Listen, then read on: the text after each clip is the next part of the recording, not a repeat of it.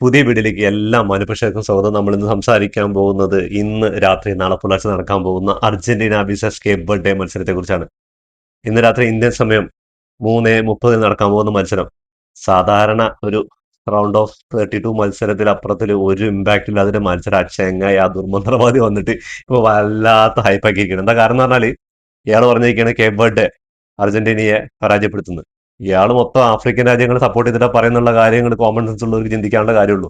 പക്ഷെ അർജന്റീന വിരോധികൾ തലയിൽ കയറ്റി വെച്ച് നടക്കാൻ പോകും ദുർമന്ത്രവാദിനെ. ഇപ്പൊ ആരെയൊക്കെ തോൽപ്പിക്കണ്ടേ? കേപ്പ് വെർഡെ തോൽപ്പിക്കണം, ദുർമന്ത്രവാദികളെ തോൽപ്പിക്കണം, പിന്നെ സാമ്പാർ മുന്നണി അവരെ തോൽപ്പിക്കണം. അല്ലാതെ എന്താ പറയാ? അങ്ങനെ നാളെ റൗണ്ട് ഓഫ് 32 ലോക ചാമ്പ്യന്മാര് അണിനിരക്കാൻ പോവാണ്.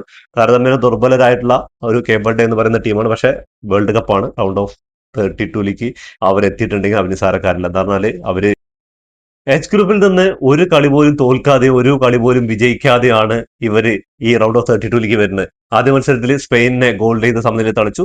പിന്നെ ഉറുഗ്വ ആയിട്ട് 2-2 സമനില. അതിനുശേഷം സൗദി അറേബ്യ ആയിട്ട് ഗോൾ ചെയ്ത് സമനില വീണ്ടും. അങ്ങനെ അവര് തോൽക്കാതെയും ജയിക്കാതെയും അടുത്ത റൗണ്ടിലേക്ക് കയറുന്ന ആദ്യ ടീമായിരിക്കും. അതേപോലെ തന്നെ ഈ വേൾഡ് കപ്പിൽ അവരുടെ ആദ്യ ഗോള്, ലോകകപ്പിൽ തന്നെ ആദ്യ ഗോൾ അവർ ഉറുഗ്വയ്ക്കെതിരെ അടിച്ചിരിക്കുകയാണ്.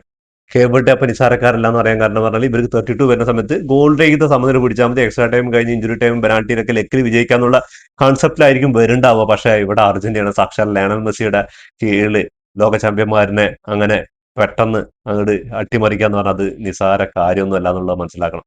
അത് മന്ത്രവാദി ആയിക്കോട്ടെ, ഇനിയിപ്പോ കേപ്പ് വെർഡെയുടെ പ്രസിഡന്റ് ആയിക്കോട്ടെ. പിന്നെ പറയുന്നുണ്ടല്ലോ എന്താണ് നമ്മുടെ വിരോധികൾ ഇങ്ങനെ പാടിക്കൊണ്ട് നടക്കുകയാണ്. ഈ സൈഡ് കേപ്പ് വെർഡെയും അതേപോലെ തന്നെ ഇനിയിപ്പോ അടുത്ത മത്സരത്തിൽ ഈജിപ്തോ അല്ലെങ്കിൽ ഓസ്ട്രേലിയയോ വരാൻ പോകുന്നു. അത് കഴിഞ്ഞാൽ കൊളംബിയ ആണ്, അത് കഴിഞ്ഞാൽ ബ്രസീലാണ്. ഒക്കെ സിമ്പിൾ ആയിട്ടുള്ള പാത്താണ്. എന്തായാലും ഒരു വഴിക്കാരും പറയില്ല സിമ്പിൾ ആണ്. എന്താ പറഞ്ഞാൽ സെമി ഫൈനലിൽ ബ്രസീൽ എത്തുന്നുണ്ട് എന്നുള്ള കാര്യമാണ്. അവര് ബ്രസീൽ ആ ഭാഗത്ത് നിന്ന് വിജയിച്ച് വരികയാണെങ്കിൽ ബ്രസീൽ എത്തുന്നുള്ള കാര്യം. അപ്പോ മറ്റൊരാളുടെ കാര്യം പറഞ്ഞിട്ട് കാര്യമില്ല. അവരിപ്പോഴും പറഞ്ഞുകൊണ്ടിരിക്കുക തന്നെയാണ്. അവര് ജയിച്ചിട്ട് ഗ്രൂപ്പ് ചാമ്പ്യന്മാരാണെങ്കിൽ ഇത്ര ടഫുള്ള ആ ഭാഗത്ത് പോകേണ്ട കാര്യം ഉണ്ടായിരുന്നോ? ഗ്രൂപ്പ് ചാമ്പ്യന്മാരായില്ല, അതുകൊണ്ടല്ലേ. അല്ലെങ്കിൽ ഈ സൈഡ് വരണ്ടല്ലേ? അങ്ങനെയാണെങ്കിൽ നമുക്കൊരു സൂപ്പർ അർജന്റീന വിസസ് പോർച്ചുഗൽ മത്സരം കൂടി കാണായിരുന്നു. അതിനും സാധിച്ചില്ല. കൊളംബിയ കൂടി ഗോൾ ചെയ്ത് സമനില. അതേപോലെ തന്നെ വേറെ ഏതാ ടീം അവരായിട്ട് സമനിലയായി. പിന്നെന്താ ചെയ്യുക? അങ്ങനെയൊക്കെ പറഞ്ഞിട്ട് പിന്നെയും ഫിഫ പോയി അർജന്റീനയ്ക്ക് ഫേവർ, ആന, ഒലക്ക, തേങ്ങ. കഴിഞ്ഞ വേൾഡ് കപ്പിൽ ഇതല്ലല്ലോ പറഞ്ഞത്. ആദ്യ മത്സരത്തിൽ സൗദിയോടായിട്ട് പരാജയപ്പെടുകയാണ്.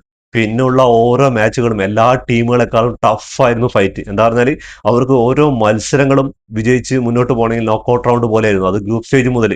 ഗ്രൂപ്പ് സ്റ്റേജിൽ 2 മത്സരങ്ങൾ മെക്സിക്കോ ആയിട്ടും ഓസ്ട്രിയ ആയിട്ടൊക്കെ ഉള്ള കളി നമ്മൾ കണ്ടതല്ലേ. ഫൈനലില് അങ്ങനെ ഫിഫയ്ക്ക് അർജന്റീനയ്ക്ക് വേണ്ടി ഫിഫ അങ്ങനെ ഒരുക്കി കൊടുക്കുന്ന ഫൈനലിൽ 2-0 നിൽക്കുമ്പോൾ തന്നെ കളി അവസാനിപ്പിച്ചൂടെ? പിന്നെ ഈ എക്സ്ട്രാ ടൈമിലേക്കും അതേപോലെ തന്നെ 2-2 ഫ്രാൻസ് തിരിച്ചു വരലും അതേപോലെ തന്നെ 3-3 ആവലും പിന്നെയും പെനാൽറ്റി ഷൂട്ടൗട്ട് വരെ കൊണ്ടുപോകേണ്ട കാര്യമുണ്ടോ? എന്താണോ പറയുന്നത്? ചുമ്മാ എന്തെങ്കിലും അടിച്ച് വിടല്ലേ. ഒരു ചെറിയ ഫേവറൊക്കെ ഏതൊരു ടീമുകളും ആ ഒരു കാലഘട്ടത്തിലെ ഏറ്റവും ഫേവറായിട്ട് എന്താന്ന് പറഞ്ഞാൽ ഈ 2018 പുറകിലോട്ട് ഒന്ന് നോക്കിക്കഴിഞ്ഞാൽ അർജന്റീനയ്ക്ക് അറിയാം എന്താന്ന്. 2014 വേൾഡ് കപ്പ്, 2018 വേൾഡ് കപ്പ്, അതേപോലെ തന്നെ ഇടയിൽ കുറെ കോപ്പ അമേരിക്കകള്. ഈ സമയത്തൊന്നും ഈ ഫേവറും കാര്യങ്ങളൊന്നും ഫിഫയ്ക്ക് ഉണ്ടായിരുന്നില്ല. ഈ മെസ്സിയും ഈ അർജന്റീനയെല്ലാം അവിടെ കളിച്ചെന്താ അർജന്റീനക്കാരുടെ പൈസ ഉണ്ടായിരുന്നില്ല ആ സമയത്ത്? ഇപ്പോഴാ പൈസ ഉണ്ടായിരുന്നു. അപ്പോ പറയുമ്പോ എന്തെങ്കിലുമൊക്കെ വസ്തുതാപരമായിട്ട് പറയുക. ഓരോ കൺസെപ്റ്റ് ഉണ്ട്, ഓരോ ഫൗളുകളും കാര്യങ്ങളും. അതൊക്കെ കോൺട്രവേഴ്സി ആയിട്ട് ഇങ്ങനെ പറഞ്ഞുകൊണ്ടിരുന്ന നിങ്ങളുടെ വായത്തെ വെള്ളം പോവാന്നല്ലാതെ ഒരു കാര്യം ഉണ്ടാവില്ല. അപ്പോ എവിടെ കൂട്ടുപിടിച്ച് ഇന്നിപ്പോ സാമ്പാർ മുന്നണി എന്തായാലും അർജന്റീനയ്ക്കെതിരെ ആ ഒരു അർജന്റീനയുടെ തോൽവി കാണാൻ വേണ്ടി കാത്തിരിക്കുകയാണ്. അപ്പൊ അതിനു മുമ്പ് പോർച്ചുഗലിന്റെ കളി നടക്കുന്നുണ്ട് ക്രൊയേഷ്യ ആയിട്ട്. അപ്പൊ അതിനെന്താവുന്നു തീരുമാനിക്കാൻ എന്താണെന്ന് ഞാനിപ്പോ വീഡിയോ ചെയ്യുന്നത് ആ ഒരു കളിക്ക് തൊട്ട് മുന്നാണ്. അപ്പൊ എന്തായാലും പോർച്ചുഗലും അർജന്റീന ആയിട്ടുള്ള മത്സരം വരികയാണെങ്കിൽ അത് ഫൈനലിൽ മാത്രമായിരിക്കും എന്നുള്ള കാര്യമാണ്. അപ്പോൾ ഫൈനലിൽ വരെ 2 ടീം എത്തണം. ആ ഭാഗത്താണെങ്കിൽ എന്താ പറയാ, ഫ്രാൻസും സ്പെയിനൊക്കെ മറികടന്ന് പോർച്ചുഗൽ വരണം. ഇവിടെ ആണെങ്കിൽ ബ്രസീലിനെയും ഇംഗ്ലണ്ടിനെയൊക്കെ കടന്ന് അർജന്റീന വരണം. ഈ 2 ടീമുകളും എത്രമാത്രം അവിടെ എത്താൻ പറ്റുന്നുള്ള കാര്യത്തിലും ഒരു ഉണ്ടല്ലോ. ഇവരെ മറികടന്ന് എത്തണം. എത്തിക്കഴിഞ്ഞാൽ ഒരു സൂപ്പർ ക്ലാസിക് പോരാട്ടം തന്നെ ഫൈനലിൽ കാണാൻ പറ്റും. അതിന് എനിക്ക് ചാൻസ് കുറവാണ്, എന്നാലും കാത്തിരിക്കാം.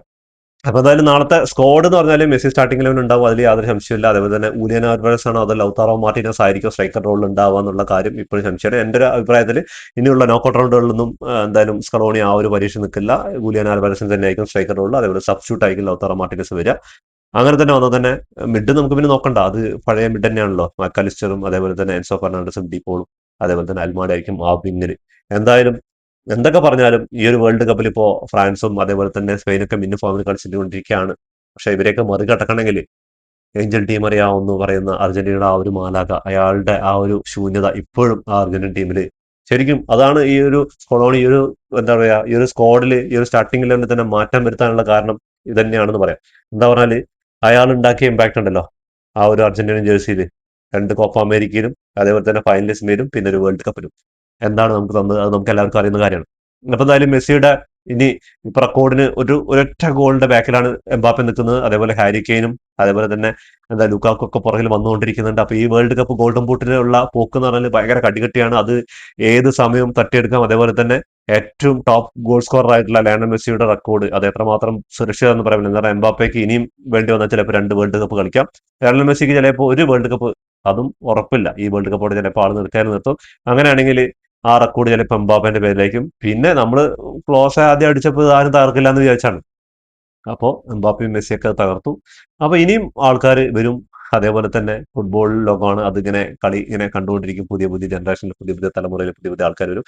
എന്നിരുന്നാലും റൊണാൾഡോ, അതേപോലെ തന്നെ മെസ്സി, അതേപോലെ തന്നെ നെയ്മർ, ഇവരുടെ ഒരു കാലഘട്ടം അത് ഈ വേൾഡ് കപ്പോടുകൂടി കഴിഞ്ഞു പോകാന്ന് ആലോചിക്കുമ്പോൾ വല്ലാത്തൊരു വിഷമമുണ്ട്. എന്താ പറയാ, അതൊക്കെ ഫുട്ബോളാണ്, അതൊക്കെ അങ്ങനെ തന്നെയാണ്. നമ്മൾ നെടുവീർപ്പ് വിട്ടിട്ട് തന്നെ ഈ ഒരു കാര്യങ്ങളൊക്കെ നമ്മൾ എന്താ പറയാ ഉള്ളിൽ നമുക്ക് ഇവരുടെയൊക്കെ ലൈവായിട്ട് കളി കാണാൻ പറ്റിയെന്നുള്ളതാണ്. ഈ ഫാൻ ഫൈറ്റും കാര്യങ്ങളൊക്കെ നിർത്തിയിട്ട് നമ്മൾ ഇതൊന്ന് ആലോചിച്ച് നോക്കാം. ഇവരുടെയൊക്കെ കളി നമുക്ക് ലൈവായിട്ട് കാണാൻ പറ്റില്ല. അത് നമ്മുടെ മക്കൾക്ക്, ഇനി നമ്മുടെ പിഞ്ചു മക്കൾക്ക്, അതുപോലെ നമ്മുടെ അടുത്ത തലമുറയ്ക്കൊക്കെ പറഞ്ഞു കൊടുക്കാൻ പറ്റും. ഇങ്ങനെയൊക്കെ കളിയൊക്കെ നമ്മൾ ലൈവായിട്ട് ഇരുന്ന് കണ്ടതാന്നുള്ള കാര്യം. അതിൽ കൂടുതൽ ഭാഗ്യം ഒരു ഫുട്ബോൾ പ്രേമിക്ക് വേറെ എന്താ വേണ്ടത്? വെറുതെ നിന്നിട്ട് ഫാൻ ഫൈറ്റും തമ്മിത്തല്ലും അടി. എന്നൊരു കാര്യം പറയണേ, ഈ വേൾഡ് കപ്പ് ഈ മാസത്തോടുകൂടി തീരും. പക്ഷെ നിങ്ങളുടെ സൗഹൃദങ്ങളെ ഒന്നും മുറിച്ചു മാറ്റുന്ന ആ ഒരു ഫാൻ ഫൈറ്റുകളൊന്നും വേണ്ട എന്നുള്ളതാണ്. നമ്മൾ നല്ല രീതിക്കുള്ള ആരോഗ്യപരമായിട്ടുള്ള ഫൈറ്റുകൾ, അത് നല്ലതാണ്. അപ്പോൾ എന്തായാലും ഇതോടുകൂടി ഈ വീഡിയോ അവസാനിക്കുന്നു. ഫുട്ബോൾ ലോകത്തെ പുതിയ വിശേഷങ്ങൾ വീണ്ടും കാണാം. ഈ വീഡിയോ ഇഷ്ടപ്പെട്ടാൽ ലൈക്ക് ചെയ്യുക, ഷെയർ ചെയ്യുക, സബ്സ്ക്രൈബ് ചെയ്യുക.